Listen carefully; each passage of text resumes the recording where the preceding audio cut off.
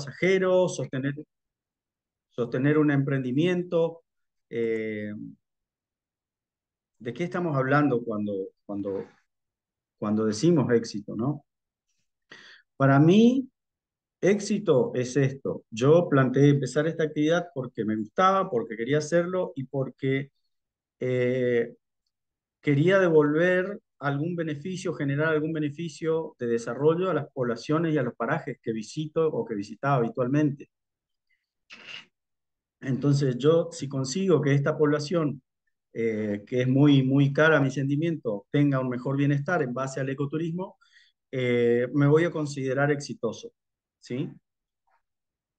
Pero no todos tienen la misma expectativa y eso, por eso insisto, debe ser algo personal que trace la persona o el emprendimiento o la empresa, ¿sí?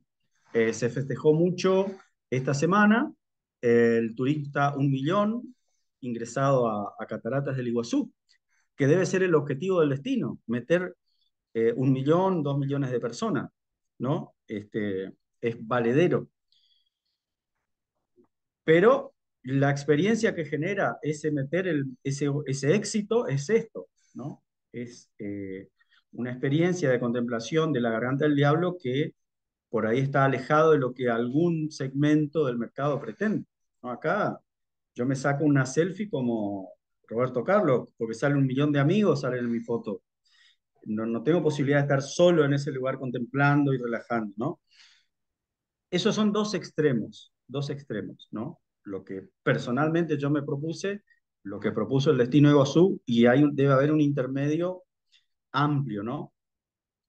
Lo concreto es que el mercado de turismo de naturaleza está buscando algo más parecido a esto, ¿no? Tener ese contacto, esa vivencia, esa experiencia de estar en un lugar X sintiendo un sentimiento X, ¿no? O esto, ¿tá? Se busca más lo no masivo, ¿sí? O, ¿por qué no esto? Caminar en la selva, en la tierra colorada, en el silencio total o acompañado de las aves, ¿no?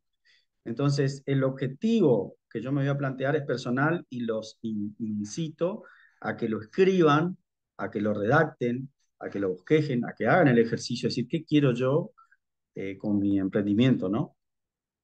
Estos ejercicios voy a ir tildando quienes fueron inspiradores de todas estas cuestiones que yo estoy haciendo en mi emprendimiento. Uno de ellos está acá, que es Bettina Bonín, que es mentora, y me enseñó a escribir, a diseñar o a repensar objetivos, así que gracias Bettina, y seguimos.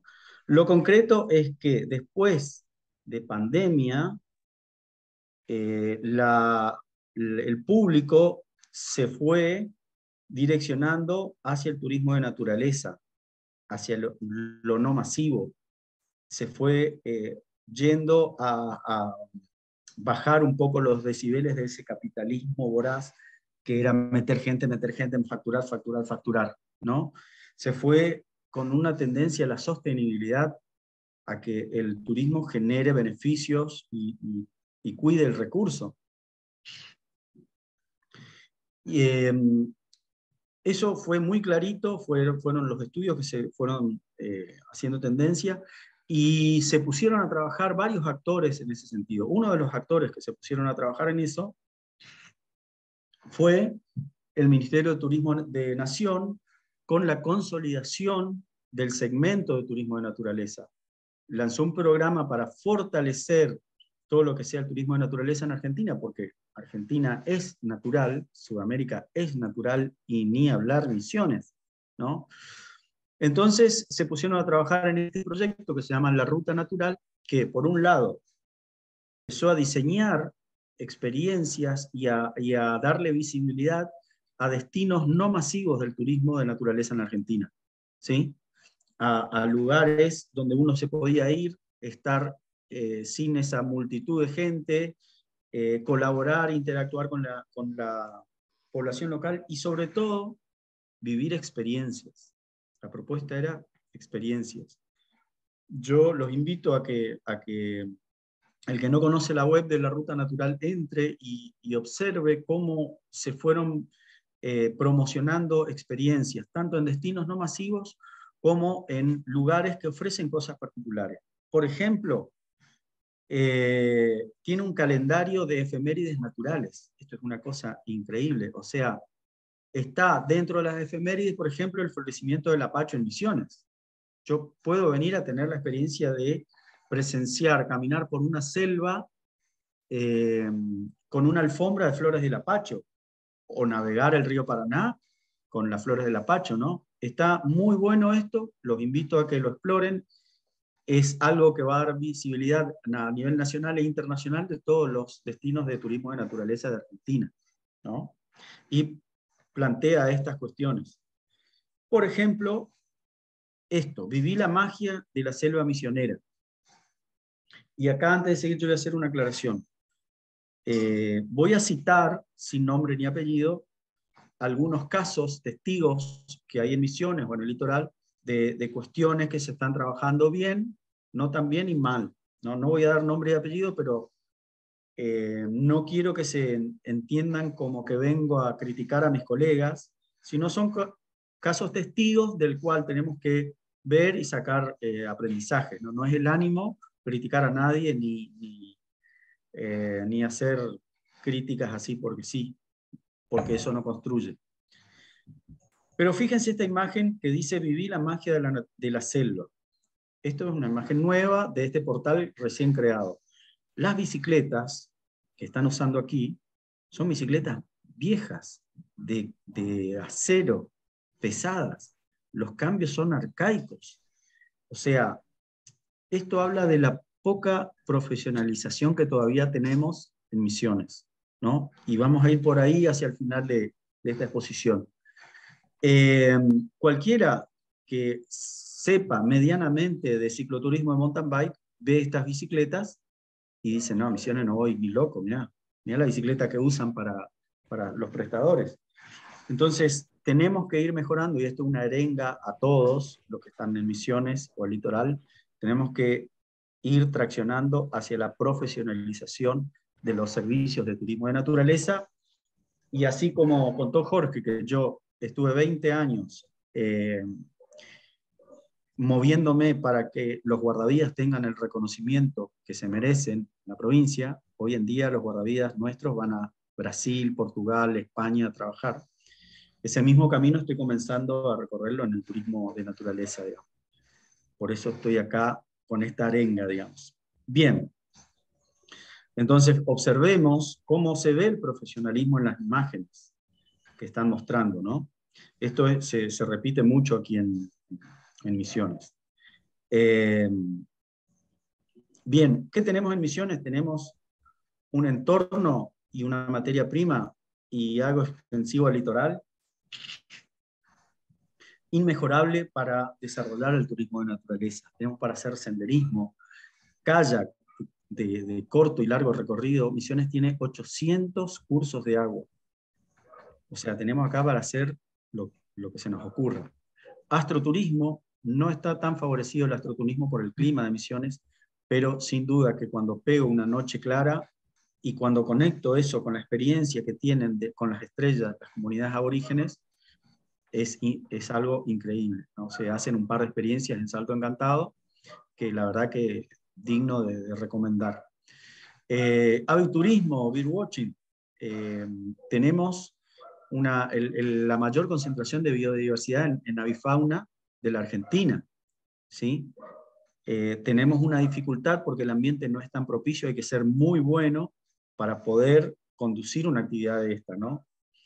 Turismo botánico tenemos para donde querramos.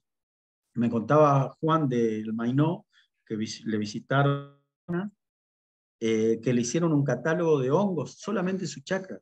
O sea, va a traer aficionados a hongos a hacer una visita guiada en la chacra para estas cuestiones.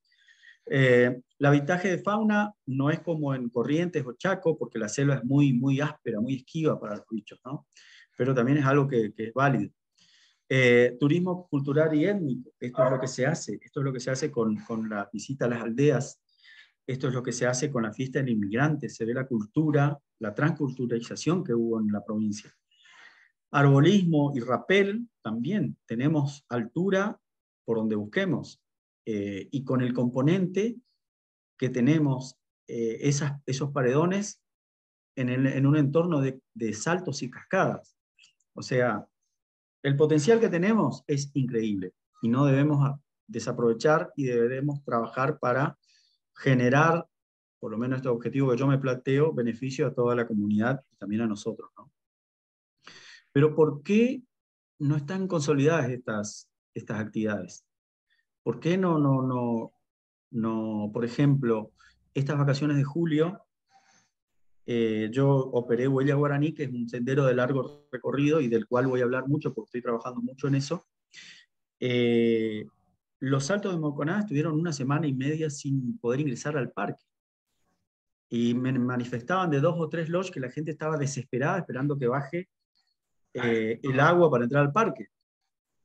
Sin embargo, yo cuando fui a ese Huella Guaraní no encontré ningún turista. O sea, tienen los recursos ahí, pero no lo están sabiendo operar. No sé por qué eso tendrían que tal vez estudiar o analizar los expertos de @consulting que están en ese tema, ¿no? Yo simplemente doy una apreciación que es muy subjetiva y no es mi especialidad. Mi opinión personal es que la gente no hace eso porque no sabe cómo hacerlo, no se anima, ¿sí? Se mete en problemas como me meto yo. Bien, veamos qué dieron las encuestas de las últimas vacaciones de verano aquí en Misiones. A ver, voy a correr esto con etapa. El 33% de los turistas vinieron buscando naturaleza. Es obvio, Misiones es naturaleza, ¿sí? También es cultura, pero lo principal atractivo es naturaleza.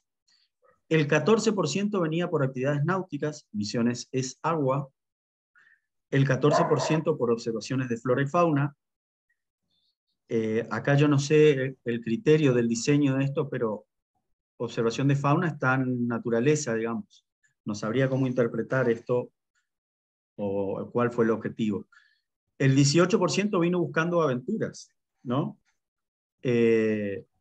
La parte náutica está dentro de aventuras. Tampoco no sé bien cómo está hecho la encuesta, pero bueno, esos son los resultados. Naturaleza, aventura, actividades náuticas, ¿sí? Esto es lo que está viniendo a buscar la gente a Misiones, ¿tá? ¿Cómo, a mi entender, no sé si coinciden conmigo, si no coinciden, pueden abrir micrófono y expresarlo, o ponerlo en el chat, cómo están del nivel de desarrollo de estas actividades? El senderismo de largo recorrido, poco. Creo que soy el único loco que hace caminar 3 días en la selva a la gente durmiendo en la selva. Kayak de corto recorrido, sí, hay mucho, gracias a Dios, se está desarrollando. Kayak de largo recorrido, muy poco también. Me tocó organizar en marzo la travesía Andresito Cataratas de 2 días, con una convocatoria increíble. En una semana agotamos la inscripción. Turismo botánico, desconozco si se hace. Avistaje de fauna, sé que se hace, hay 4 o 5 operadores, y turismo cultural está medianamente desarrollado porque se visitan aldeas, ¿no? O sea, hay un incipiente desarrollo de esto. Entonces, tenemos todo este potencial, tenemos la materia prima y nos decidimos a iniciarnos en el turismo de naturaleza, a encarar estas cuestiones, por varios motivos, ¿no? Uno de los motivos puede ser que tenemos el recurso, como mucha gente me dice, tengo una chacra con monte, con arroyo, no sé, los porteños quedan locos cuando vienen por acá. Pero falta desarrollar como ese lugar, ¿no? O otra opción es, quiero comenzar a dedicarme al turismo de naturaleza como una alternativa económica para generar ingresos, ¿no? O yo siempre hice esta actividad en forma de hobby y ahora quiero convertirlo en un negocio, que fue mi caso, ¿no? De joven, exploraba en el kayak, en bici, caminando los lugares, militaba en instituciones conservacionistas y bueno, en un momento quise darle un marco comercial a esto con ese objetivo que les contaba hoy. Entonces, tengo que ir a una de las tendencias del turismo actual, que es construir o brindar experiencias, ¿sí?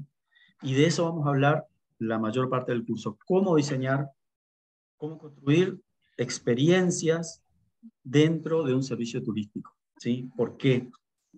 Porque la gente no solamente quiere venir y mirar, venir y contemplar, venir y sacar una foto. La gente quiere vivencias, vivir de adentro, ¿sí? Ayer fuimos a una charla de Patricia Durán, que es una empresaria muy exitosa en Iguazú, y ella le decía, si bien tiene hoteles lujosos y no tan lujosos, ella decía, lo importante no es el lujo del establecimiento, lo importante es lo que transmite. Una vez que haya un marco de calidad y seguridad, lo importante es lo que ese emprendimiento transmite, la experiencia que brinda el turismo, lo que vive el turista en ese lugar. No necesariamente tiene que ser un hotel 5 estrellas, ¿sí? Entonces, esa es una de las tendencias que se viene hablando mucho, pero que no está muy claro de qué se trata y cómo hacerlo, ¿sí? Y vamos a tratar de juntar un poquito esto.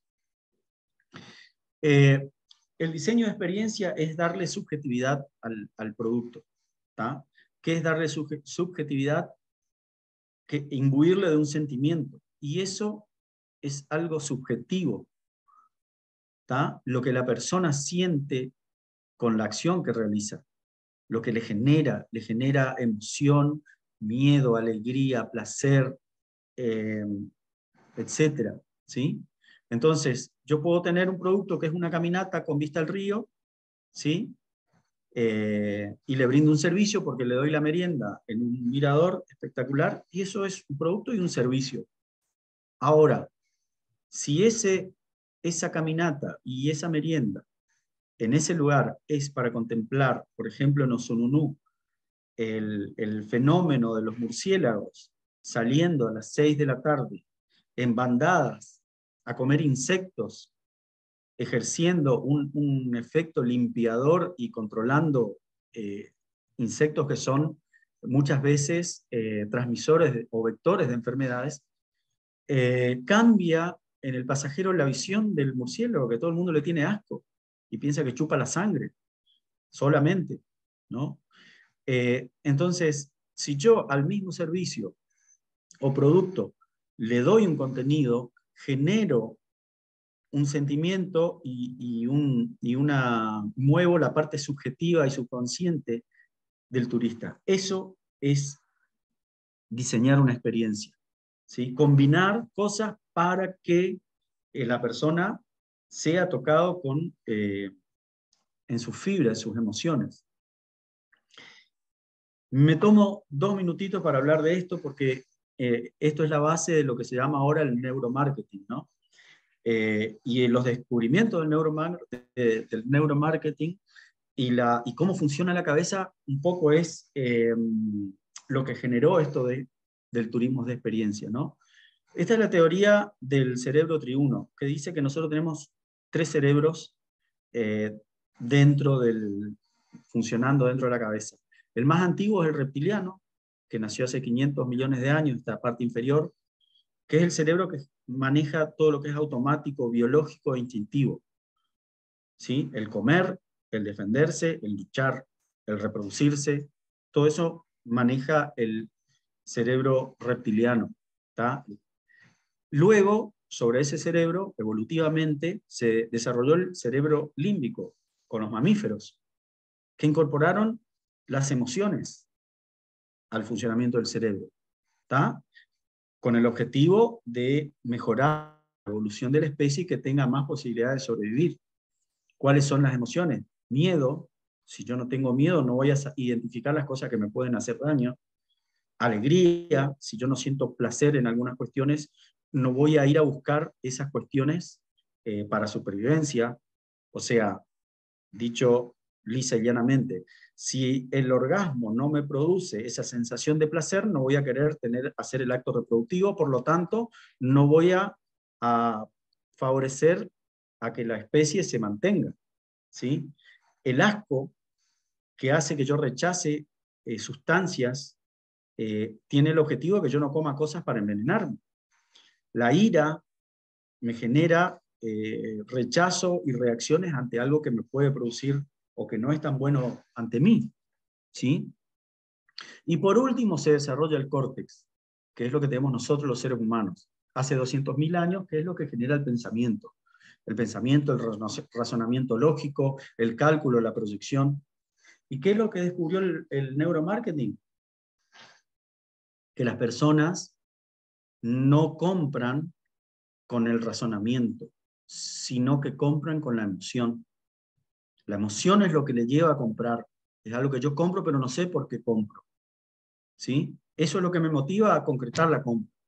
Yo veo una foto de el hombre en la montaña y digo, yo quiero estar ahí. No sé por qué quiero estar ahí. No sé. Yo huelo olor a leña y me dan ganas de ir de campamento. Eso es lo que me genera. No sé por qué, es inconsciente. Entonces, en esto se basa también el turismo de experiencia porque trata de... el turismo de experiencia trata de incorporar los sentidos y las emociones de la persona. ¿Tá? Yo tengo que llegar a tocar las emociones y tengo que recurrir a los sentidos para producir estos efectos deseados en el turista. El turista va a comprar y va a elegir ir porque me gusta lo que propone la experiencia. Después entra la fase de razonamiento. Estoy entrenado, tengo ropa para hacerlo, cómo me traslado, todo eso, pero en principio genera eso. Entonces, bien, el ejemplo que yo le decía a Teyucuaré, yo puedo salir a remar al Teyucuaré, qué lindo, me tiro agua con mi compañero, jajaja, jajaja, o puedo ir a específicamente ver las cuevas donde viven estos murciélagos, de los cuales se ha descubierto una especie nueva ahí. O puedo hacer un paseo temático visitando los lugares donde escribió Horacio Quiroga, relatando un cuento, compenetrándome con el lugar. O bien puedo hacer lo que hicimos una vez, es ir a remar con las flores del Apacho flotando en las aguas del Paraná, bajo los paredones rosados, una experiencia increíble, ¿no? Experiencia única, ojalá se pueda repetir con tanta previsibilidad. Bien, entonces este turismo de experiencia lo sabe bien, esto es algo que me cedió Hugo Cámara de Andresito, hizo una buena investigación de cómo Airbnb te enseña a que vos en tu alojamiento no vendas solamente la cama y el sillón y el televisor, sino que vendas una experiencia en tu alojamiento, sin necesidad de ser lujoso, ¿sí?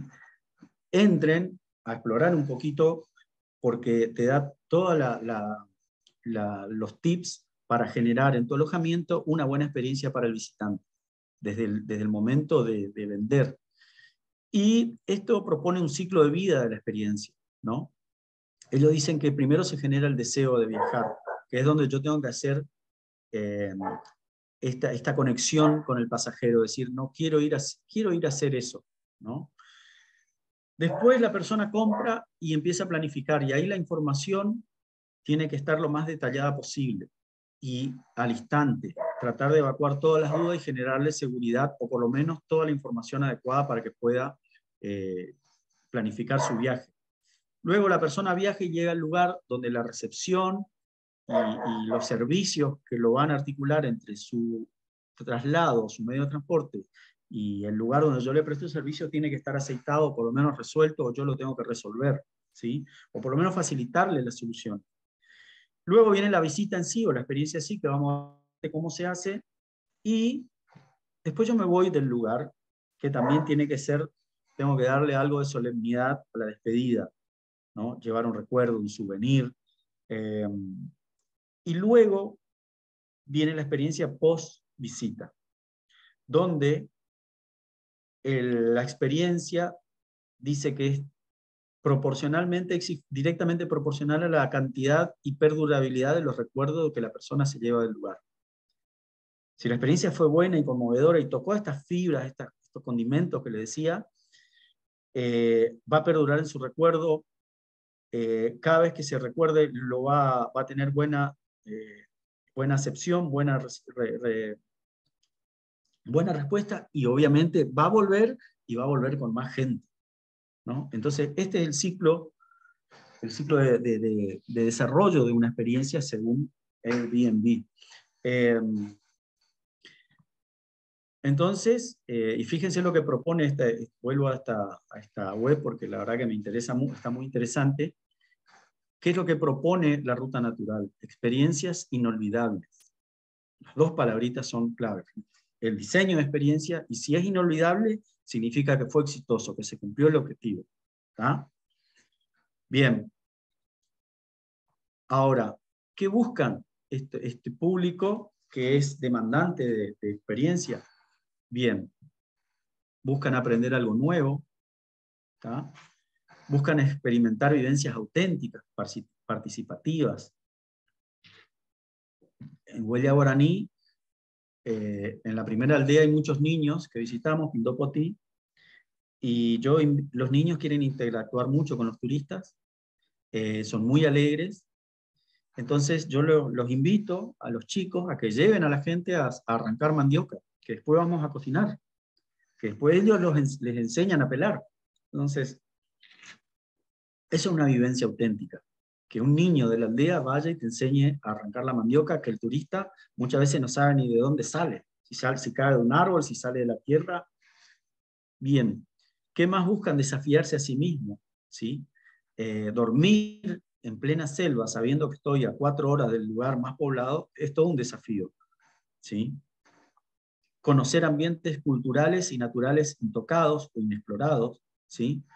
Eh,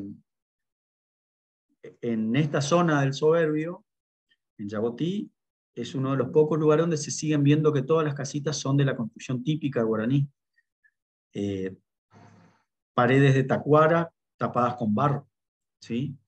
Entonces, esto es lo que demanda el público que compra experiencias, ¿sí? Bien. Y las características de las experiencias podríamos eh, desarrollarlas en esto. Articula bienes y servicios. No reemplaza, sino que articula. Transporte y cocina. Alojamiento y actividades, ¿sí? No, combina varios servicios con un objetivo en común para darle un sentido, para darle un mensaje, para generar para movilizar alguna emoción de la persona, ¿sí?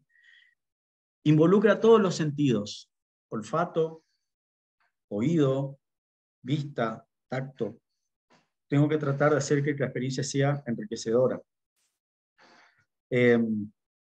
Con Javier Sales hicimos el curso de senderismo en Tucumán, y la parte donde todos los Rambo empezaron a moquear y a llorar fue cuando uno de los instructores nos hizo vendar los ojos y nos hizo que un compañero nos guíe por la montaña a ciegas. Fue una experiencia increíble y involucró los sentidos del tacto, del oído, del olfato, porque teníamos la visión tapada. La verdad que fue increíble. Incorpora una narrativa. Esto es muy importante. Ahora vamos a ver cómo se hace. Y provoca interacciones con el entorno. Esto que le decía de pelar la mandioca, de arrancar la mandioca.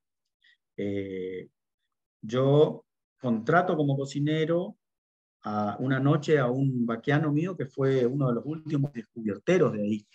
Se metía a los montes de Yabotí y era el encargado con la motosierra de tumbar árboles para la extracción maderera, ¿sí?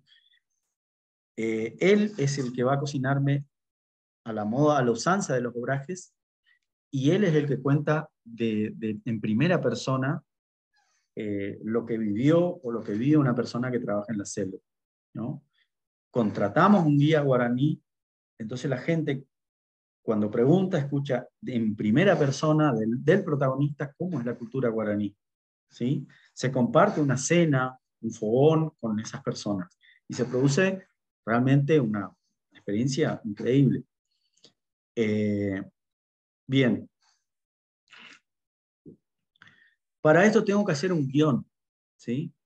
O sea, tengo que hacer una narrativa, un guión, tengo que plantearme qué voy a contar, qué quiero contar, qué puedo contar de eso.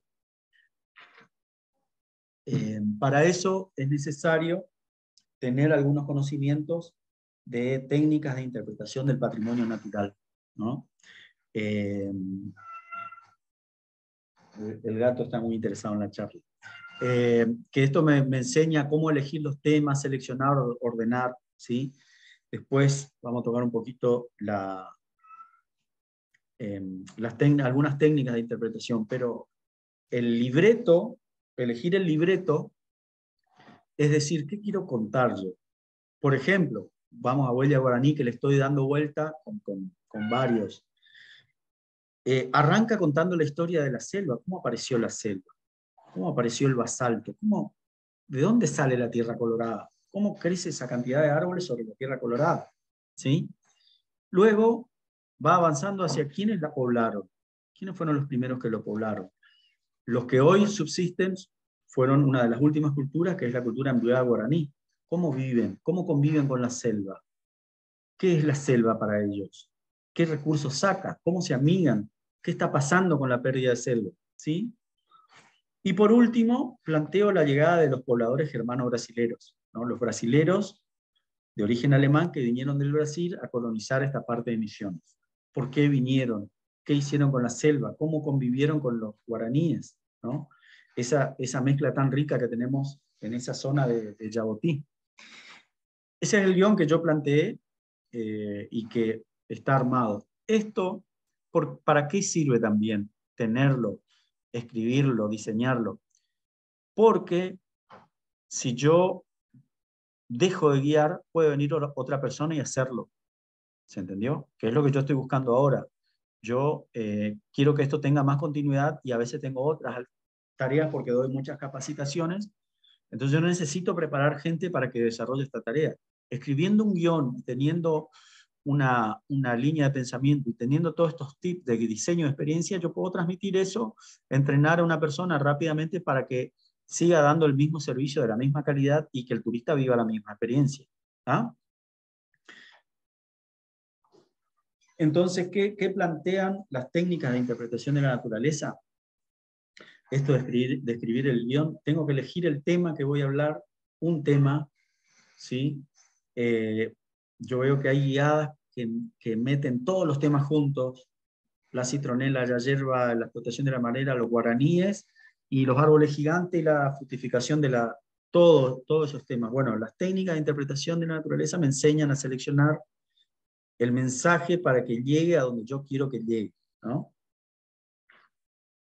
Y no es solamente hablado, puede ser con actividades, puede ser con arte, puede ser con un montón de cosas. Bien, primer tips para diseñar la experiencia una vez que tengo esto. Yo tengo diseñada mi experiencia o varios tipos de experiencia. El primer tips dice conocer a tu público. Tengo que conocer qué público va a venir y si eso que yo me planteé va a ser bien recibido, ¿sí? Hay un lodge en Moconá que tiene bien claro que el público que viene en vacaciones son familias con niños. Entonces tienen todo armado para eso, entretener a los niños o experiencias que se puedan disfrutar en familia.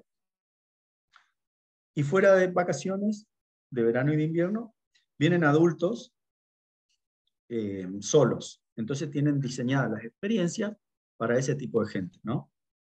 Entonces, esto es lo primero que yo debo hacer. A veces se puede, a veces no se puede. Porque si tengo un servicio de alquiler de kayak en la isla Caraguatay, van a venir gente de todos lados y en el momento, y yo no voy a tener la posibilidad de conocerlos previamente. Pero si puedo hacer esto, conocer mi público objetivo es un golazo. Entonces voy a estar afinando la puntería. Esta imagen intenta recrear un fogón de obraje, porque el que viene a cocinar es un obrajero que cuenta sus vivencias en la selva cuando trabajó con la madera, ¿sí? Sin embargo, vio un amigo mío y me dijo, a la torre, qué papelón esa tu cocina, un certificado de pobreza. O sea, tenía una visión totalmente diferente a lo que yo por ahí quería mostrar. O sea, y lo mismo pasa con las visitas a las aldeas. Para quien está dispuesto a abrir la cabeza y tiene la cabeza abierta para entender una cultura diferente, es muy interesante la visita a la aldea. Para quien no lo tiene, en la aldea, y lo digo crudamente, para que tengan cuidado, en la aldea va a haber desidia, hambre, dejadez, insalubridad, ¿entienden? Entonces, tengo que conocer mi público objetivo cuando voy a afinar la puntería en el diseño de experiencia, o por lo menos saber para quién la voy a diseñar. Bien. Segundo, tengo que conocer el entorno, los recursos con los que tengo, ¿sí? Y los que puedo adaptar y los que puedo servirme. Y acá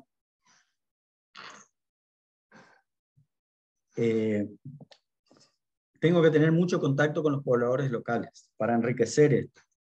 Porque una cosa es la selva para mí, y voy y le digo a un chagrero, che, ¿cómo va a tumbar un árbol? Vos estás loco, eso no hay que tumbar más. Pero para él significa construir algo vital, importante, como una cabaña o como un carro, y no tiene dinero para hacer, y eso es su medio de vida. Entonces, conocer el entorno desde el punto de vista de otra gente también es bueno, y en última instancia es enriquecedor, porque yo voy a poder incorporarlo a mi libreto y voy a poder mostrar a la gente eh, qué está viendo y por qué está viendo lo que ve, ¿sí? Y voy a poder ir generando esto.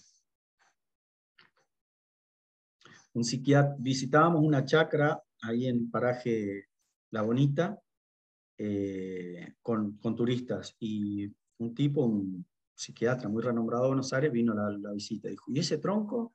Había un tronco de un árbol caído en el medio de un yerbal. Y ese tronco está ahí, yo tumbé el árbol ese cuando limpié el lugar, le decía el dueño, el poblador. Dice, ¿por qué no lo venden? No, y acá nadie va a pagar eso si todo tiene. Publíquenlo en internet, le dijo el tipo. El hombre no tenía ni señal de celular todavía en ese lugar, y este hombre le planteaba vender ese tronco por internet, ¿no? No entendía lo que estaba viendo. Es mi función ayudarlo a que lo vea. Tercer tips, conoce a tu competencia. Conseguir información de qué se hace y qué no se hace en el lugar, ¿no? Este caso que le contaba de vacaciones de julio ahora en Moconá. No, aparentemente nadie ofrecía una caminata por la selva. Todos estaban esperando Moconá, Moconá, Moconá. Y excepto este lodge que tiene bien armado la parte de senderismo y actividades y canotaje, no había mucho más. Entonces tengo que conocer a la competencia para diseñar algo que me diferencie del resto y poder tener una actividad exitosa, digamos, o sea, poder vender. Tengo que tener las bases que componen mi experiencia, ¿no? ¿Qué componentes voy a tener en el terreno? Identificarlos. Si yo quiero contar la historia de la yerba mate, ¿sí? Y voy haciendo todo el guión en una visita o en una caminata, ¿sí? Puedo arrancar por contar la historia geológica de Misiones. ¿Por qué está esa piedra? ¿De dónde vino esa piedra? La piedra mora. ¿Por qué es dura? ¿Por qué está allí? ¿No? ¿Cómo arriba de una piedra tan dura aparece la selva? ¿Por qué? ¿Qué componentes aportaron a que aparezca la selva? ¿Sí? Entonces voy pasando por un salto, puedo hablarle de la roca madre, voy pasando por el monte y voy mostrando el sustrato que tiene la selva, cuál es la dinámica de la selva, y voy a llegar a roja. ¿Por qué la tierra es roja? ¿Por qué solo ahí hay tierra roja? ¿Por qué solamente sobre la tierra roja crece la hierba y no sobre la tierra negra? ¿Por qué no hay en Entre Ríos, en Córdoba, en Buenos Aires, en la Pampa Húmeda, no hay hierba? ¿Por qué? ¿No? Entonces, voy juntando los componentes que van a van a contar o van a alimentar, componer mi relato, ¿no? Mi guión, como un guión cinematográfico. Arranca con misterio, va con algunas conexiones y termina con un desenlace. Y fueron felices y comieron y vendieron Jerwais y ganaron dinero. Eh, entonces, el cuarto tip es diferenciar estos componentes yo soy muy fanático de los checklists, me ayudan mucho a armar cosas y a no pasarme cosas por alto.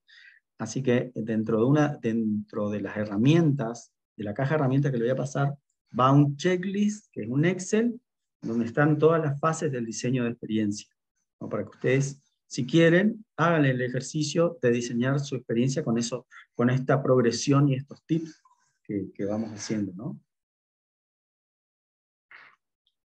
Quinto, ¿cómo voy a sorprender a mis habitantes? ¿Qué tengo para sorprender? ¿Cómo dentro de este guión voy a sacarlos de su estado de parsimonia? O sea, si yo empiezo a ver que mi pasajero empieza, ajá, oh, es medio que ya se está aburriendo, tengo que sacarlo, tengo que llegar a que diga, wow, ¿qué es esto? ¿Viste? A lo largo de la caminata de Huella Guaraní, hay un lugar donde hay árboles muy grandes, la reserva de papel misionero. Entonces yo le digo, vamos a ver árboles grandes. Y vemos una grapia grande, ¿sí? Y quedan, qué bárbaro, qué bárbaro. Pero resulta que atrás hay una grapia que es 6 veces más grande que esa. Entonces, si eso le pareció grande, yo le muestro a la otra y realmente es rendirse a sus pies, ¿no? O sea, y tengo que buscar la forma de sorprender o de generar sorpresa, de reaccionar, ¿sí? Bien. Entonces, en cada episodio de mi guión, yo tengo que generar algo que sorprenda, ¿sí? Por ejemplo, en este guión de ver el suelo de Misiones, ¿sabían que donde está este tipo de roca hay ríos subterráneos? Y coincide con lo que se conoce como acuífero guaraní. ¿Sabían que esta agua es de máxima pureza y viene del acuífero guaraní? Etcétera, etcétera, etcétera. ¿Sí? El sexto dice, hay que diseñar los lugares, diseñar las paradas y lugares para producir estos efectos o estos elementos de mi guión, ¿sí? ¿Dónde voy a mostrar esos componentes? ¿Dónde va a estar el componente sorpresa? En fin. Por ejemplo, un caso típico de esto es el circuito de trampas que tienen los guaraníes en alguna aldea, que es algo muy interesante, porque muestra las formas de caza que usaban ellos para obtener proteínas de la selva. Y casi todos son formas de caza muy benévolas con el ambiente. Están armados para el animalito específicamente y no para todos los animales. Y está construido con elementos de la naturaleza. Y tiene un funcionamiento muy sencillo, digamos. Eso es diseñar los lugares para contar, para seguir un guión, para contar una historia, ¿sí?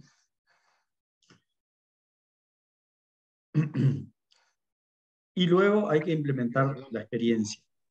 Ahí en Airbnb da recomendaciones para probar la experiencia, ¿no? Primero invita a sus amigos, pues, uno de los tips es que puede ser con un grupo de amigos y que prueben, ¿sí? Pero necesita esto mucho feedback. De hecho, yo ahora en este replanteo que estoy haciendo de Huella Guaraní, voy a mandar a mucha gente que ha hecho el programa una serie de preguntas, una encuesta, y pretendo recibir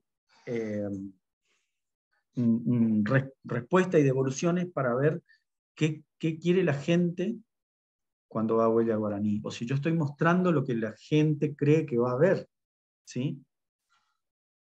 Sergio, ¿me escuchás? Sí.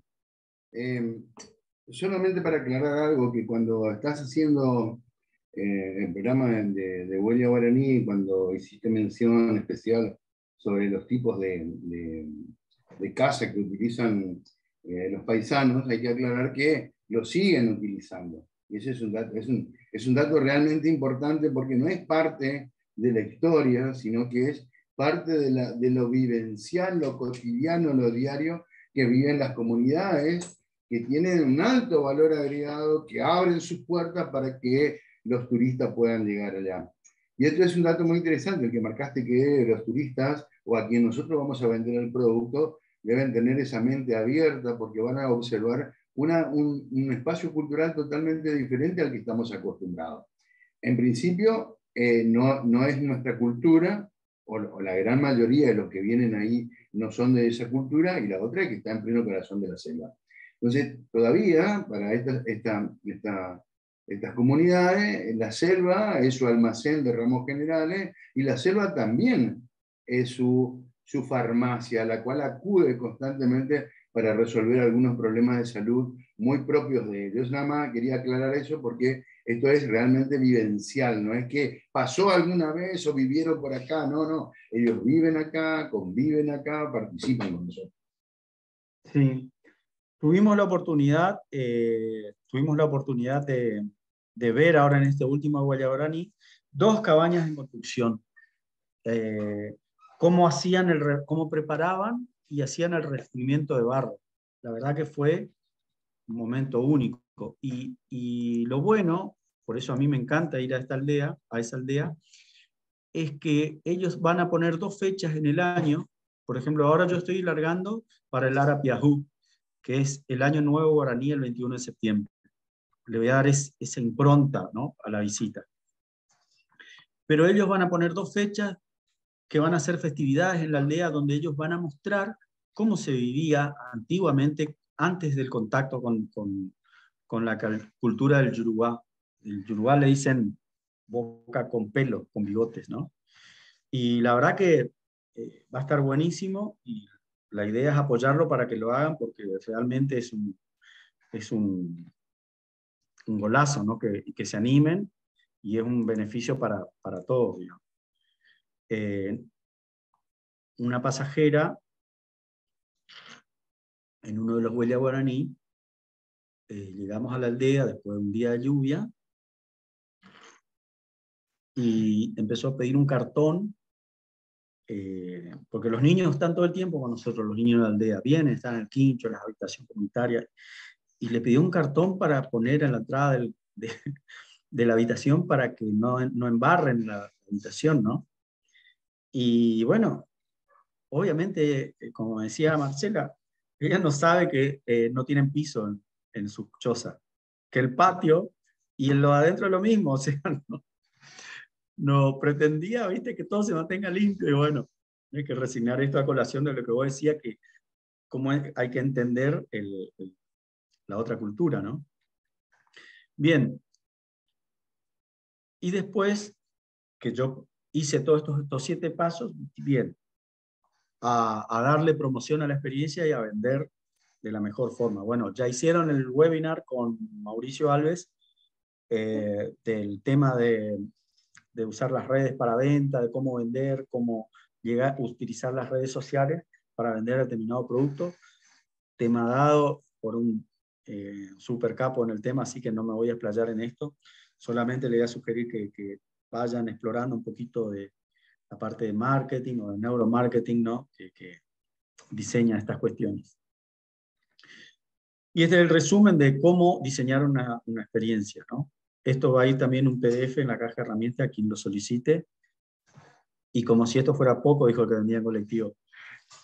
Bien, entonces me voy a hacer armé mi experiencia, diseñé, promoví, me voy a hacer millonario, ¿no?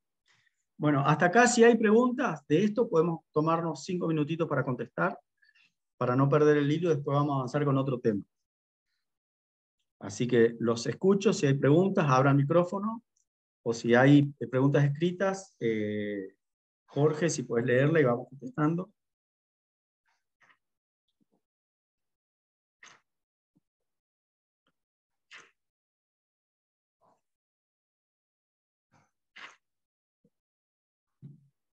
No sé, Mauricio, ¿podés leer vos si hay alguna pregunta a Sergio? Yo sé que están los chicos de Chaco, también Formosa, si quieren hacer alguna cuestión, pues estoy hablando mucho de Misiones, si quieren hacer alguna pregunta o plantear alguna cuestión de esa zona. Parece, parece raro, pero parece que están un poquito tímidos. Está bien.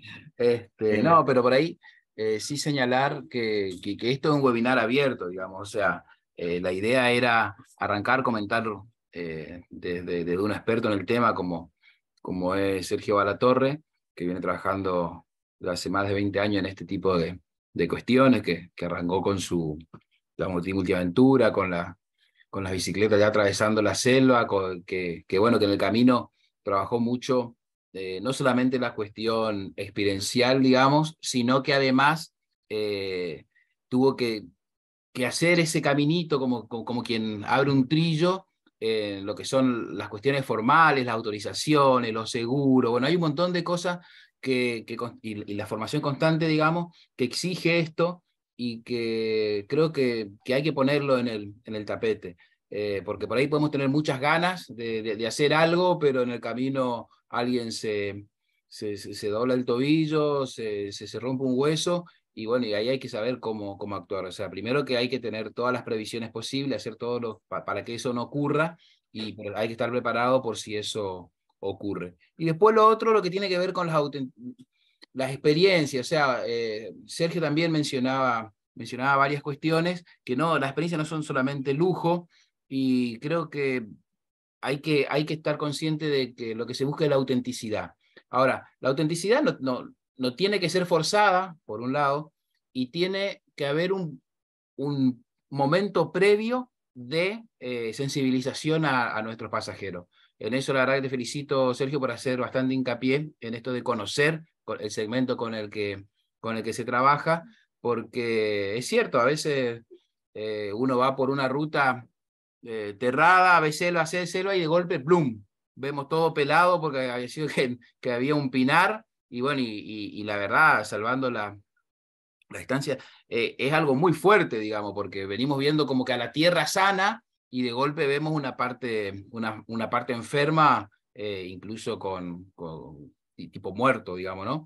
Entonces, saber bueno, que nosotros estamos haciendo cosas para cuidar el entorno donde trabajamos. Eso no ocurre solamente en la selva, sino en cada uno de los entornos donde uno quiere trabajar, en el caso de los esteros del agua, en el caso, bueno, ni hablar ahora que lo nuevo del impenetrable, en Formosa tenemos la estrella, esto, por ahí algunos ambientes, pero hay otro tipo de ambiente donde también uno tiene que entender que hay una histeriosidad, digamos, o sea, que hay que ir para atrás de ver cómo llega. Bueno, lo digo más para romper el hielo. Ahora vemos que Rocío levantó la mano, así que pueden ir habilitándose los micrófonos para hacer las preguntas este ratito, hasta que después retome Sergio, y también pueden hacer las preguntas por el chat. Hola, hola, buenas tardes. Hola. Hola. Bueno, yo quería consultar qué tanto se involucran la gente de las comunidades, digamos, en estas experiencias, qué tan preparados están, porque bueno, en mi caso en particular, yo estoy trabajando con una comunidad guaraní, ¿no? Pero en otro ámbito, bajo los términos de la ley de bosque. Y bueno, una de las actividades que queremos arrancar justamente es hacer algo de turismo, ¿no?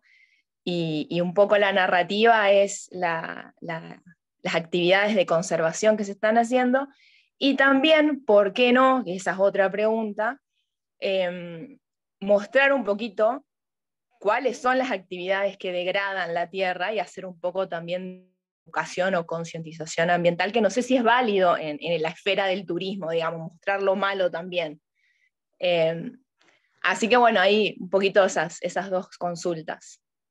En primer lugar, hay que ser muy respetuoso de las comunidades y tratar de tener muy buen diálogo con el cacique y que te entienda lo que vos querés, que a veces en la primera de cambio no va a suceder, ¿no? Hay que ir varias veces, y si el cacique te autoriza y está de acuerdo con esa actividad, ahí recién la comunidad como que se va a plegar, ¿sí? Hay comunidades que quieren, hay otras que no. Yo ahí en el trayecto de Huella de Guaraní hay 6 comunidades, solo visito 2, donde pude ponerme de acuerdo o tengo sintonía con el cacique en cuanto a recibir gente. ¿sí? Y segundo, la educación ambiental está dentro del turismo sostenible, ¿ah? O del turismo regenerativo. Lo podés hacer desde la comunidad hacia afuera, pero dentro de la comunidad tendrías que ver las formas de acercarte. Si hay una escuela en la comunidad, ese es el lugar porque el maestro ya tiene la interculturalidad y sabe cómo hacerlo. Si no, vas a ir y le vas a empezar a hablar en inglés a los paisanos y por ahí no tenés éxito, digamos. Mi sugerencia es esa. Toda actividad que vos quieras hacer, consensuala con el cacique, varias veces, que haya varios sí, y para hacer educación ambiental puertas adentro, o sea, con gente de la aldea, apoyate en la escuela, si es que hay escuela, ¿no? Bien. Ahora, la consulta en realidad no es que por ahí yo esté interesada en hacer la actividad de turismo, sino que ellos están interesados. O sea, no es que va un operador turístico a hacer turismo ahí Claro. con ellos, digamos, sino a través de ellos. El tema es justamente, la consulta era, claro, el grado de preparación que tiene que tener, porque habiendo escuchado tu exposición, digamos, es una metodología lo que está bueno aplicarla, digamos, como para lograr un buen objetivo, ¿no? Entonces, por eso la consulta era si en las experiencias que has tenido vos de Huella Guaraní, digamos, la gente de la comunidad tiene que tener una preparación para contar lo que están contando, o cómo se articula eso, digamos, ¿no? Mira, hay talleres dentro de turismo de aborígenes, de nación y de provincia que preparan guías, ¿no? Bien, bien. Y si no, todo es trabajo metodológico que yo te mostré, lo tenés que hacer, lo tiene que hacer el operador turístico, el prestador. Bien. Ellos te van a recibir y te van a contar lo que saben y va a ser una charla amena, Claro. ¿sí? No necesitan tanta estructura. Vos tenés que hacer la estructura y chequear que después hay mucha informalidad en la aldea. O sea, a mí me ha pasado veces que llego con gente y le pregunto por la persona que me guía, que son 2 guías, y está jugando al fútbol. Sí. Entonces le llama al cuñado, al compadre, y llevarle a la gente, y no habla tan bien, pero te cuenta, y si vos sabés generar la charla, obtenés la información que querés obtener. Pero hay mucha informalidad, ¿viste? No. Sí, La sí, sí, estructura la tenés que hacer vos, y ellos siempre te van a contar, algunos más locuazmente y otros menos, pero te van a contar. Y si el interés es de ellos, bueno, ya tenés una gran parte del trabajo hecho, ¿no? Porque va a haber motivación y apertura de parte de ellos para hacer estas cuestiones. bien. Yo te aconsejo, si ellos quieren preparar algún guía, que le comentes de estas aldeas de Pindopotí, de Yeyí, Uh-huh.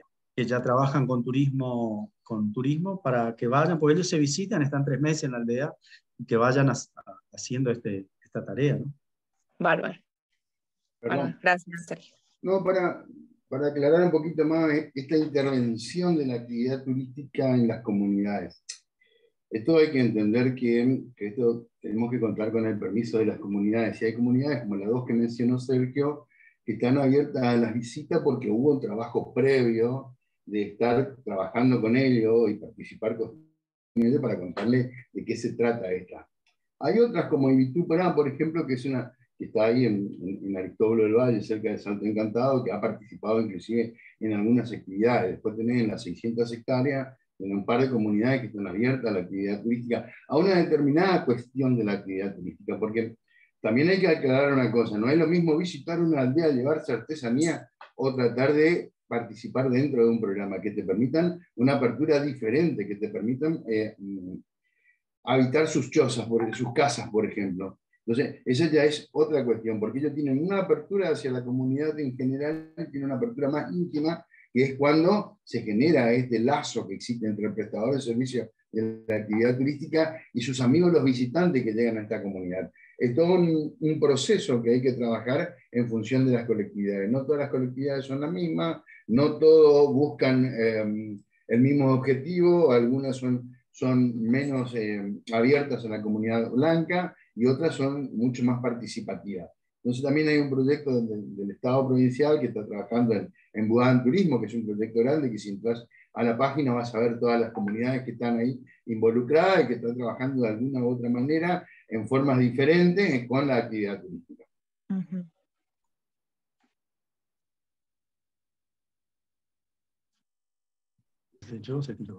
¿Alguna otra pregunta? ¿Alguien quiere aportar algo? ¿Alguien quiere consultar algo acerca de esto?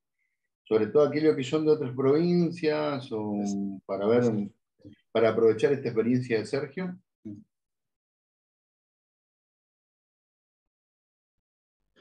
Bien. Las aldeas que yo visito fueron beneficiadas con un proyecto de donación y que construyeron un complejo comunitario, cuerpo de baños y una habitación comunitaria. Lo hicieron en 3 aldeas, solo en una aldea siguen estando esas instalaciones. En las otras aldeas no fue nunca un solo turista, entonces se destruyeron, se descuidaron o ellos lo usaron. O sea, tampoco hay que generar una falsa expectativa porque eso daña mucho la confiabilidad de la relación del operador turístico con la aldea. Hay que tratar de no generar falsa expectativa. En las visitas a la aldea, por ejemplo, la gente lo primero que pregunta cuál es la iglesia.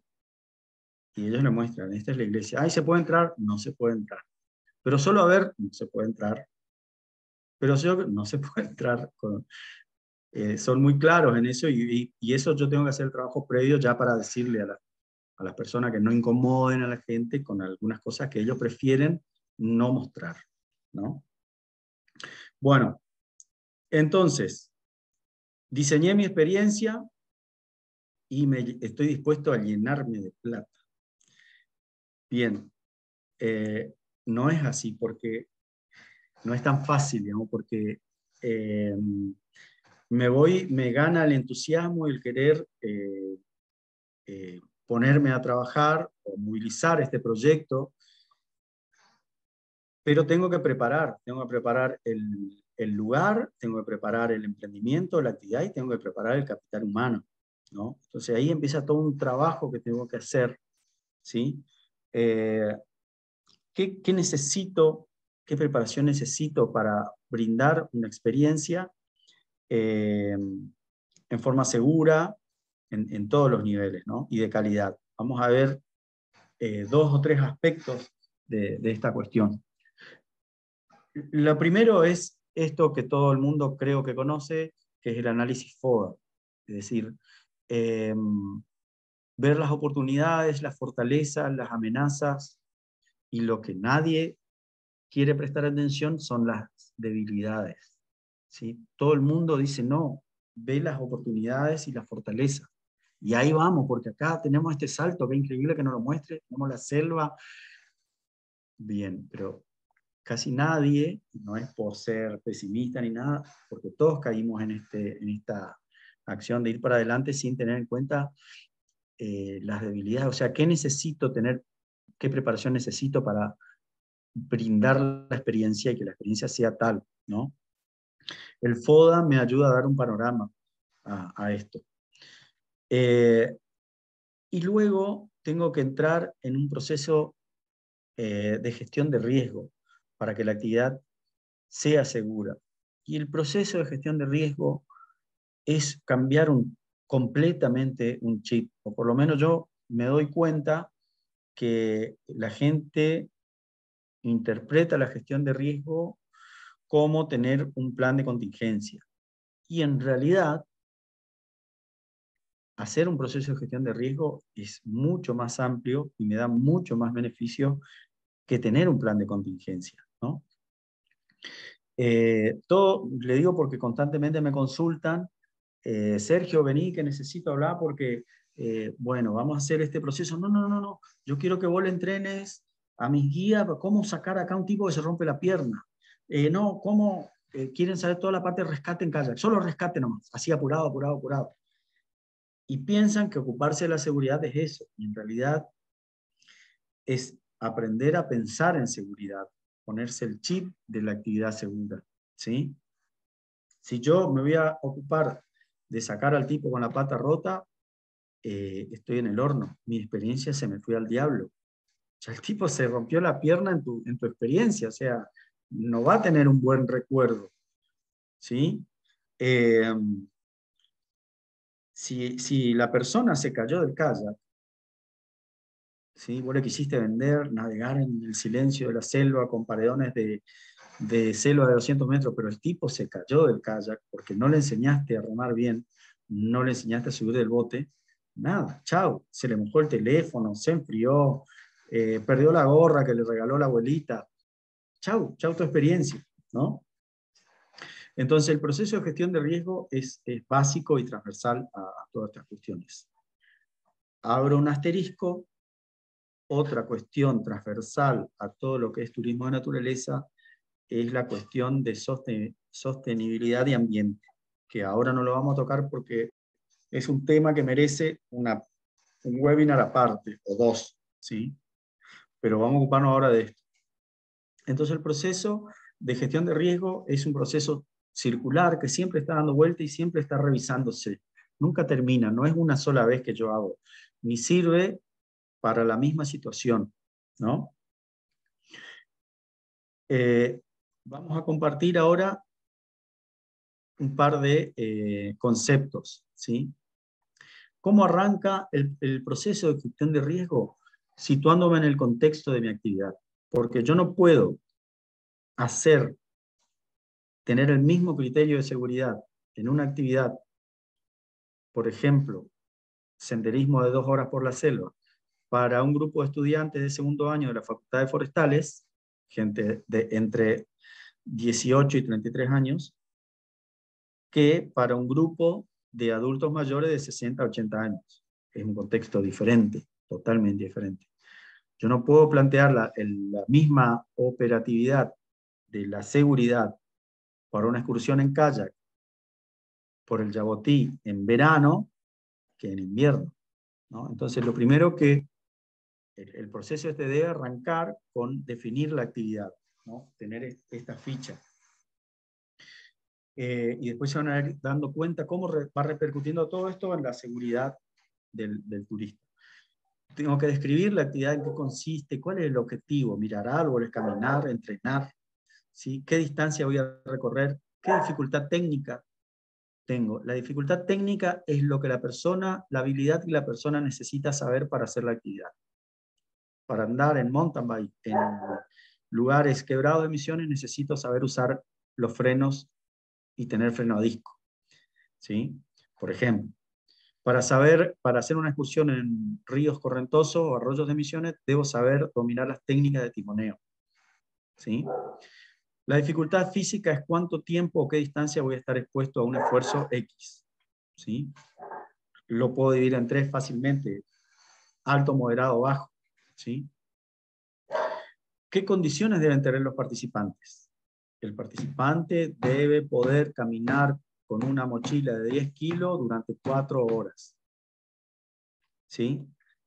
El visitante debe tener la capacidad de caminar por arroyos mojados durante 1000 metros, ¿tá?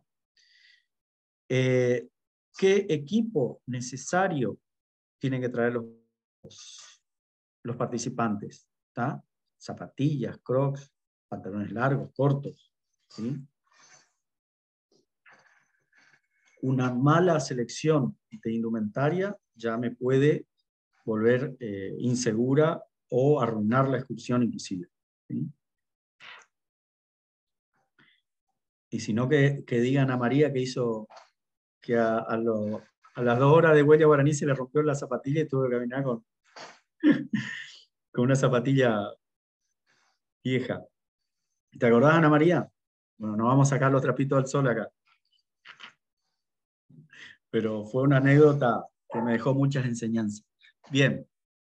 ¿Qué cantidad mínima o máxima puede tener la actividad, ¿no? Esto hace a la seguridad también. ¿Cuántos guías por participante voy a necesitar? ¿Qué equipo tiene que llevar la organización? ¿Sí? Si todo esto yo lo tengo escrito y socializado, la actividad lo puede hacer varias personas en diferentes situaciones y el resultado va a ser siempre lo mismo. Yo lo puedo hacer, si lo hice 10 veces, ya sé lo que tengo que llevar y lo que no. Pero un día no puedo ir o contrato un ayudante porque viene el doble de gente, y si esto no está escrito, empiezo a hacer algo, ¿sí? Y los criterios de suspensión, época ideal para la actividad y criterios de suspensión, ¿sí? Esto es lo primero que yo tengo que hacer cuando voy a empezar a planificar la seguridad. Esto se llama análisis de contexto, ¿sí? Y después voy a tres conceptos para después pasar a una matriz de gestión de riesgo que le voy a pasar. El concepto de peligro. Peligro es toda fuente capaz de producir daño, ¿sí? Una piedra, un puente, una rama, un terreno resbaloso. Pero también un peligro es una conducta indebida. Usar chaleco en mal estado, o remar sin chaleco, o caminar, hacer un trekking en hojotas, eso es también un peligro de origen conductual, ¿sí? Entonces vamos a ir a la matriz de gestión de riesgo. Voy a dejar de compartir acá, y vamos a ir a compartir esto. Esto le voy a pasar por mail. Es producción mía. En estas 3 hojitas ustedes tienen todo el proceso resumido, ¿sí? Que vamos a tocar por arriba acá porque no es la idea explayarnos mucho en gestión de riesgo. Ustedes hacen un listado de peligro, ¿sí? Peligro es la fuente que origina el accidente, ¿tá? El piso resbaloso es el peligro. La caída es el riesgo. Ya se materializó el episodio. Y acá voy a tener, si ya puedo implementar algún tipo de control. Peligros hay subjetivos y objetivos. Los objetivos son los peligros naturales. Un puente, una piedra, una corredera, una tormenta, rayo, ¿sí? ¿Qué más se le ocurre que puede ser una fuente de peligro de origen natural?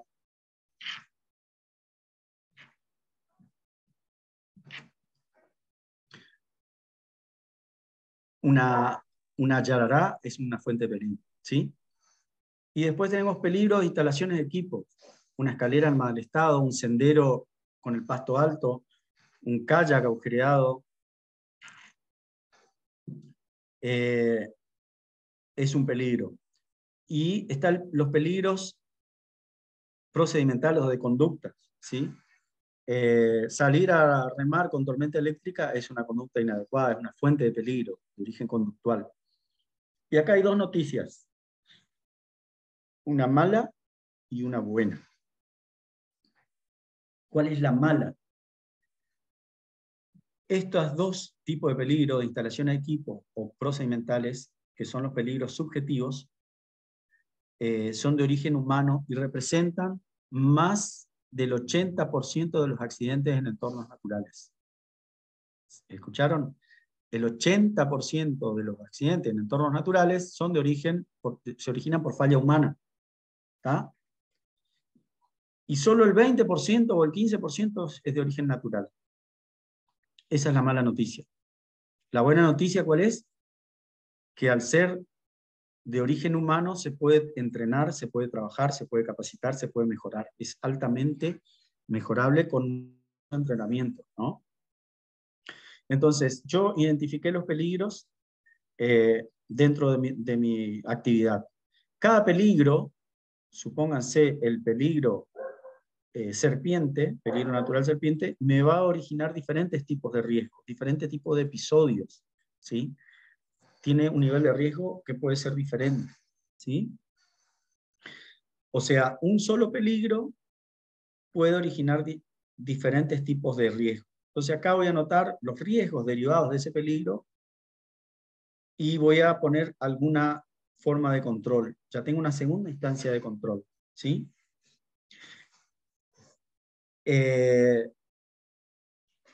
Y los accidentes derivados. La fuente de peligro, serpiente, me puede originar un ataque, ¿sí? Dicho sea de paso, ya el peligro lo puedo controlar teniendo senderos limpios, ¿no? Ese ataque puede significar en un susto para la persona, porque como usaba polainas o borceguíes, no llegó a tener contacto con la piel, o puede que sí, pero no le inoculó veneno y no va a producir efectos inmediatos, o puede que le haya inoculado mucho veneno y que haya una dematización inmediata de la pierna. O sea, el mismo peligro puede originar diferentes niveles de riesgo, ¿sí? Entonces, volviendo a esta definición, vamos a la definición de riesgo, ¿sí? El riesgo está dado por la exposición más la probabilidad de ocurrencia, más la consecuencia, más la vulnerabilidad. ¿Y por qué rompo los quinotos con una ecuación acá hablando de turismo naturaleza?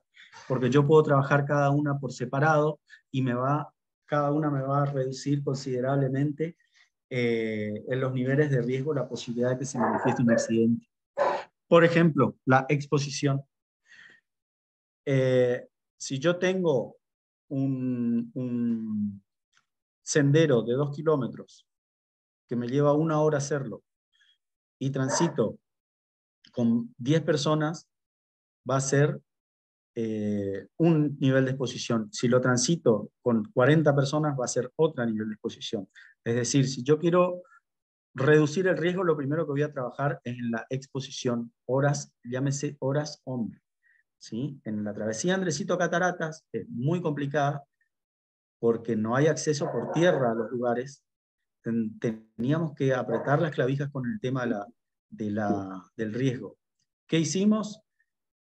Limitamos a 20 embarcaciones la travesía, 40 embarcaciones. Reducimos esto, la exposición. La probabilidad de ocurrencia me va a dar por las estadísticas o los conocimientos o las estimaciones. Las consecuencias, esto después lleva otra ecuación para trabajar. Y la vulnerabilidad me lo determina la preparación buena o no que tenga la persona y que tenga el emprendimiento. Por ejemplo, si yo vengo a esta ficha inicial, en un sendero con muchos desniveles, una población de adultos mayores es más vulnerable a caídas, a resbalones, que una población de adolescentes. ¿Sí? Bien, y por ahí va el proceso de gestión de riesgo. Pero lo que hay que entender es que el proceso de gestión de riesgo no es ocuparse de los accidentes, sino tratar de que no lleguen. Por eso yo insisto en que si vos tenés un guía bien preparado, ¿sí? que enseñe a la gente a remar y a timonear bien, que enseñe al turista a subir y bajar del kayak como corresponde, que sepa leer el clima, las corrientes, los recorridos, que sepa enseñar en forma rápida a las personas cómo tirarse y subir al kayak, ya estás bajando el nivel de riesgo mucho. Y tal vez esa persona nunca necesite realizar una maniobra de rescate a una persona, porque trabajó en la parte previa. Desde la información previa que va al pasajero, toda esta información que yo hago en mi ficha va al pasajero, tiene que saberlo. Con todas esas acciones, yo estoy evitando llegar a tener que implementar un plan o sea, tengo el plan de contingencia, pero no lo voy a usar nunca porque trabajé previamente con estas cuestiones, ¿sí? Eso quiero que entiendan puntualmente del proceso de gestión de riesgo, ¿sí? Sergio, voy a hacer una Sí, pregunta. señor. Sí. Esto de la cuestión de riesgo y que se habla que hay que trabajar mucho más la prevención justamente para reducir el porcentaje de riesgo que pueda tener la actividad, que también hay que tener en cuenta que cada actividad tiene un protocolo totalmente diferente y un marco conceptual de la prevención diferente. No es lo mismo que mountain bike, que canoping, que otro tipo de actividades. Para un prestador de servicio como vos o quienes están trabajando en este tipo de actividad como vos, ¿tienen por costumbre probar esas prácticas de resolución de problemas en algún momento del año, en algún momento del semestre. No solo voy desde el concepto viste que siempre se están preparando y están tomando cursos de prevención y cómo resolver determinadas cuestiones, sino que la pregunta es, ¿ustedes trabajan en algún momento un simulacro de resolución de problemas dentro de su propia estructura de generación de actividades? Se debería, pero no se hace. Muy pocos se juntan a trabajar el tema de rescate. No es muy habitual. En el curso de senderismo en Tucumán, estuvimos 5 días en la montaña. Uno de los días hubo prácticas de primeros auxilios en áreas agrestes, y gente que había hecho el año anterior el curso de WFR tuvo errores garrafales. Eso es porque no se entrena. Estas cuestiones se deben entrenar. Siempre cito el ejemplo. Nosotros la primera vez que usamos en las playas un desfibrilador, en 5 minutos el tipo tenía el desfibrilador y el oxígeno enchufado. Se le dio la primera descarga y el tipo reaccionó. Pero eso se hizo porque los días de lluvia, los guardavidas no quedan tomando mate y chipita, entrenan. Los días de lluvia que no hay gente en la playa, se entrena, se entrena, se entrena. Eso hace que después las resoluciones salgan rápido, ¿no? Se debería hacer. Bueno.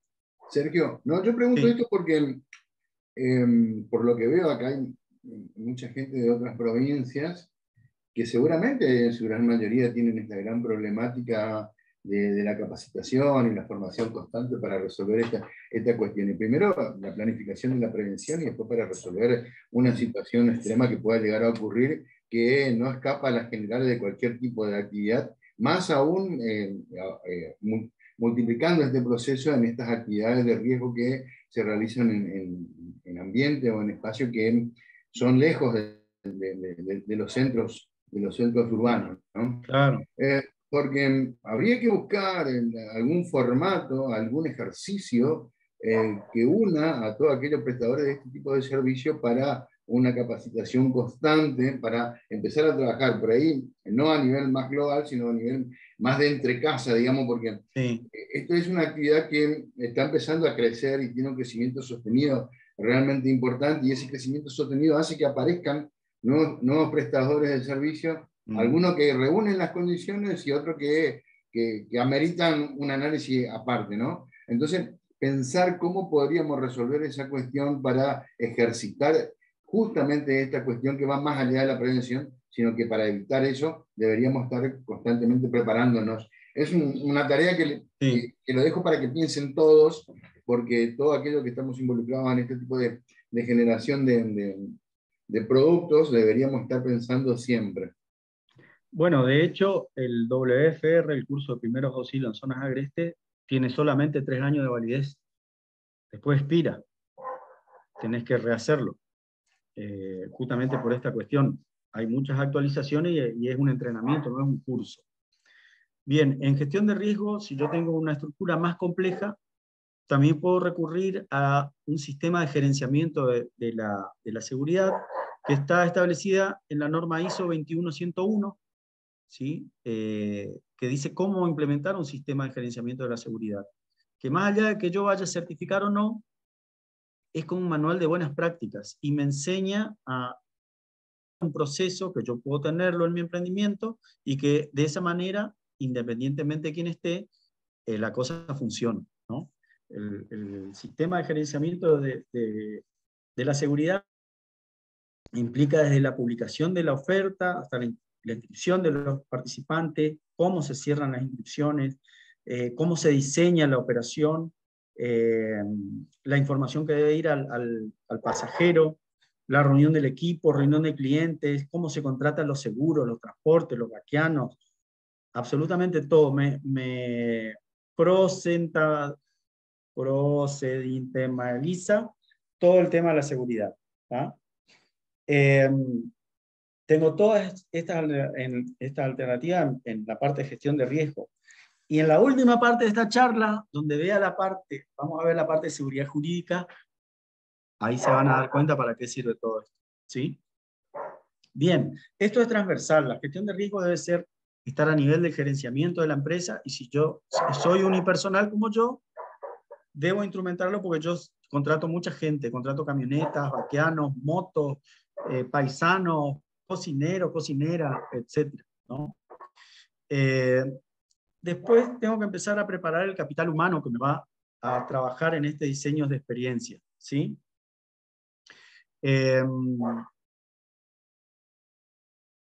Todas estas condiciones debe tener el guía intérprete o el intérprete. Tiene que tener conocimiento del lugar, de los temas de abordar, tiene que manejar técnicas de interpretación, tiene que manejar primeros auxilios en áreas agrestes, primeros socorros en el agua, porque la mayoría de las actividades de misiones son en el agua, hasta el rappel se hace con cursos de agua abajo.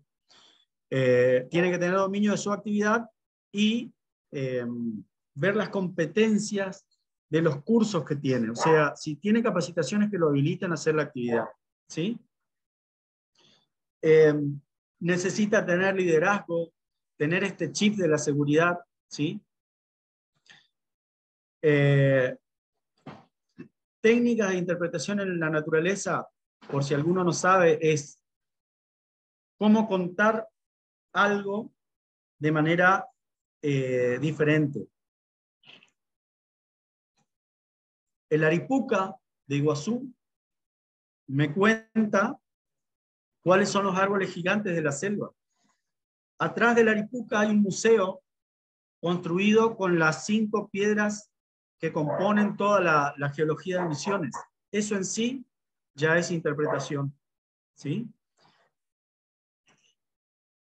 Debe tener el WFR. La mayoría de los cursos que se dan de primeros auxilios están armados para armar los primeros auxilios en ambientes urbanos, donde yo tengo un servicio de emergencia médico disponible.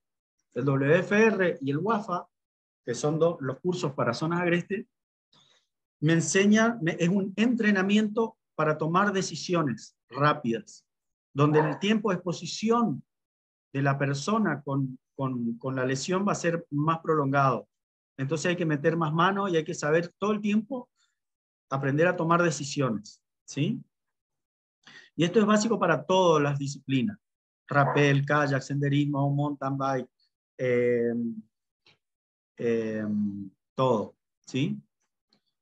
El AFR es así como está el primer respondiente en emergencias, que es de primeros auxilios, está el primer respondiente en el agua, que es la persona que tiene una instrucción, dura 2 días el curso, que es capaz de prevenir y instrumentalizar todos los sistemas de prevención de ahogamientos, porque como no tiene el entrenamiento de un guardavidas, un guardavidas necesita 700 horas de entrenamiento, va a trabajar mucho más en la prevención, va a entender el proceso de ahogamiento, va a entender el comportamiento de los cursos de agua, va a entender, va a conocer una variedad de elementos que le pueden resultar de apoyo para que él pueda intervenir sin un entrenamiento específico de guardavidas, sin peligro para él, ¿sí?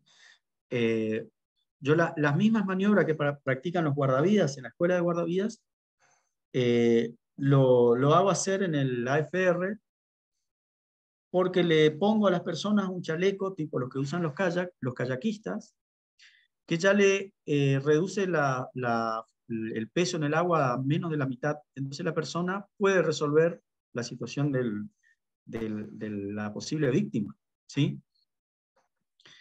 Entonces, estos son todas preparaciones. Con el respecto a los guías de kayak, o a las personas que trabajan con actividades de kayak, ¿sí? Todo el mundo se embala y compra kayak, son baratos, todo el mundo tiene un arroyo cerca y se larga, y le va. Y después empiezan a llamarme, Sergio, ¿cuándo nos puede venir a dar un taller y piden esto, el taller de rescate en kayak? Cuando, lo que le decía hoy, si yo manejo toda la parte técnica del kayakismo, no voy a llegar al accidente, no voy a llegar a necesitar la maniobra de rescate.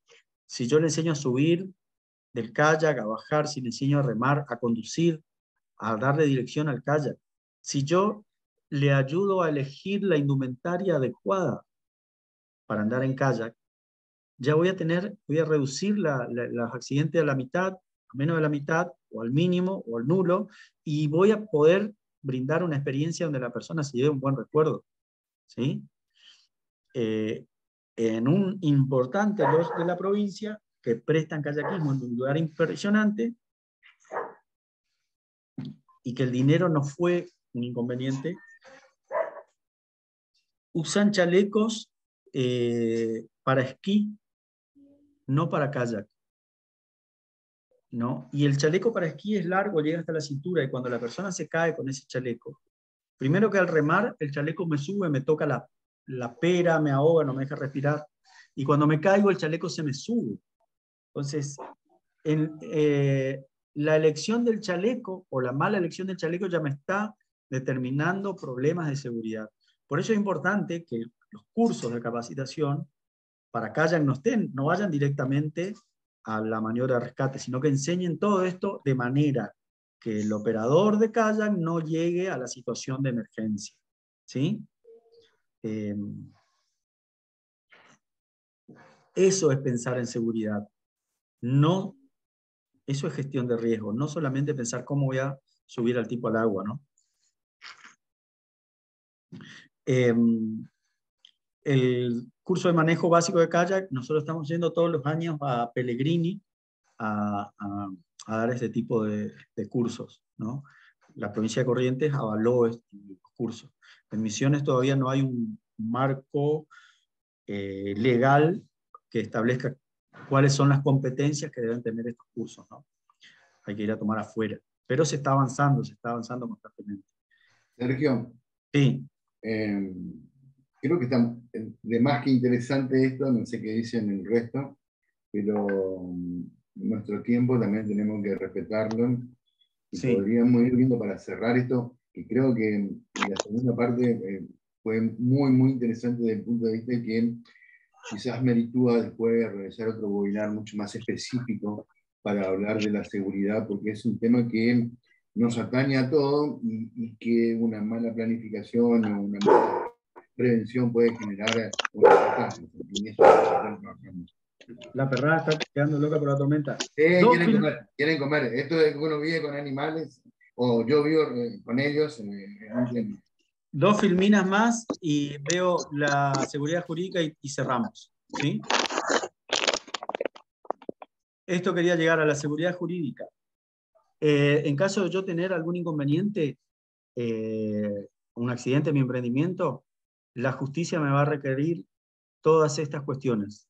Que esté registrado, que tenga un plan operativo, esto que está en la matriz de gestión de riesgo sirve para eso, porque está escrito cómo yo me ocupo de la seguridad y yo puedo demostrar ante el juez cómo me ocupé. Tiene que estar avalado la persona para la actividad que está haciendo, porque el juez me va a decir, ¿y usted cómo sabe hacer kayakismo? ¿Dónde aprendió? ¿Quién le habilitó a usted a conducir una actividad de kayak? ¿Sí? Está el tema del consentimiento informado.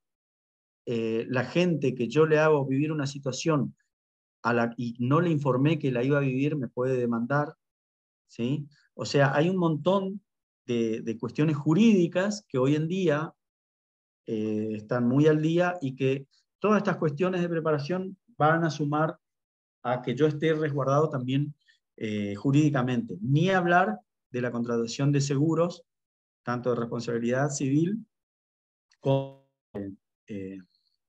de accidentes personales.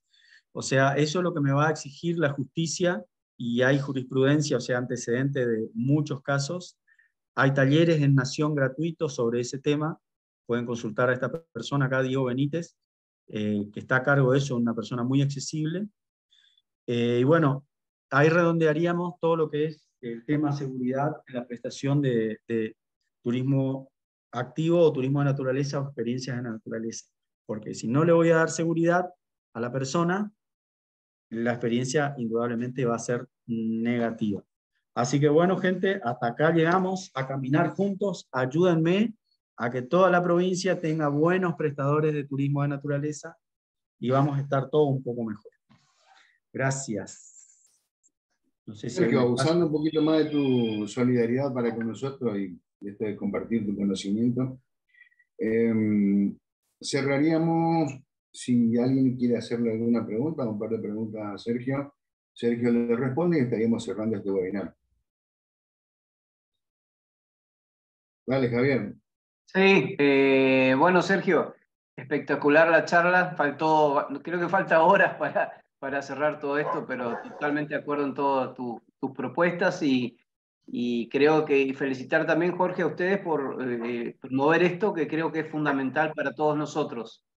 Por ahí quería participar un poco, pero digo, está muy bueno lo que está diciendo Jorge y hay que escuchar a gente que tiene mucha experiencia como él. He aprendido mucho con Sergio y creo que es importante todo lo que él manifestó, pero aparte también en ustedes que están en esto, seguir proponiendo este tipo de charlas en conjunto para poder seguir aprendiendo otras cuestiones que por ahí se nos pasan de alto. Así que agradecido a los dos y bueno, a los que hicieron posible esto, ¿no?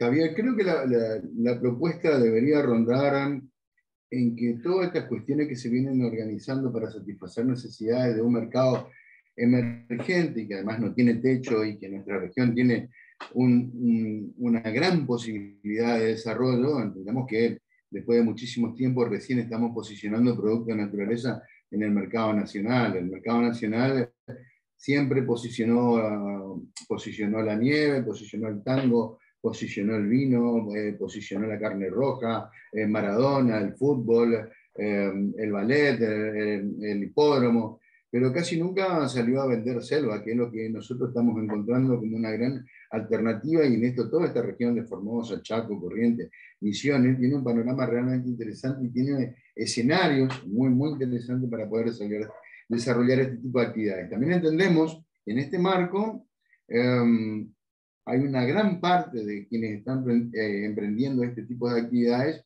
lo emprenden de una forma muy amateur y en todo caso para resolver una cuestión informal de prestar un servicio. Lo que tendríamos que buscar es justamente la forma de profesionalizar esto, y por sobre todas las cosas creo que la única manera de profesionalizar esto y ver en forma conjunta y un poquito más global, que vaya más allá de un espacio territorial, es juntarnos entre todos y empezar a discutir estas cuestiones como unos protocolos que deberíamos repasar entre todos para que la actividad turística, en este caso muy particular, la que está ligada a la protección de la naturaleza, pueda prosperar mucho más rápido de lo que pensamos y que pueda generar una demanda interesante, porque lo que nos está costando es encontrar la demanda. Nosotros tenemos el escenario, ahora tenemos a los prestadores que están trabajando en forma conjunta, pero básicamente están trabajando aislados, que es un gran problema. Hay que buscar una suerte de asociativismo, hay que buscar una figura que nos quede, que podamos discutir estas cuestiones. El que escuchan es Pengo, un perro enorme que tengo, para que podamos entre todos trabajar y mirar de alguna u otra manera esta actividad. Insisto en esto, yo hoy no participé en una foto, pero estoy levantando un artículo que estamos escribiendo ahora sobre una foto icónica en la que participa Sergio, de hace como del 2008, 2007, en donde hay una foto muy interesante cuando medíamos un escenario cerca del Moconá con un par de bikers, Sergio era uno, y otro muchacho, que son dos los que todavía siguen persistiendo, y de ya pasaron 11 o 12 años, llegó la ruta al Moconá, llegó un montón de cuestiones, y todavía seguimos pensando en el desarrollo de este tipo de actividades. ¿Qué pasó en este proceso? Es el análisis que debemos hacer entre todos. Así que, gente, si hay alguien que quiere participar, alguien que quiere hacer una pregunta, bienvenidos sean.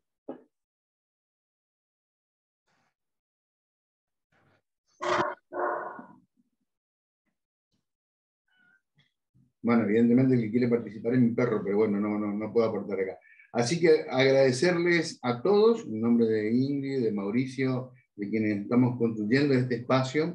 Le vamos a estar mandando en su correo electrónico las últimas actualizaciones que estamos haciendo y los webinares que vamos a estar armando de acá en más, que creo que todos tienden a tratar de trabajar esto de las experiencias, tratar de trabajar el tema de la seguridad, tratar de trabajar cómo ganar mercado, cómo conseguir nichos de mercado, cómo vender productos. Así que le agradecemos muchísimo y hasta la próxima. Gracias. Muchas gracias. Hasta luego, gente. Gracias por padecerme. No. Gracias chicos, muy interesante, muy bueno todo lo que aprendimos. Gracias.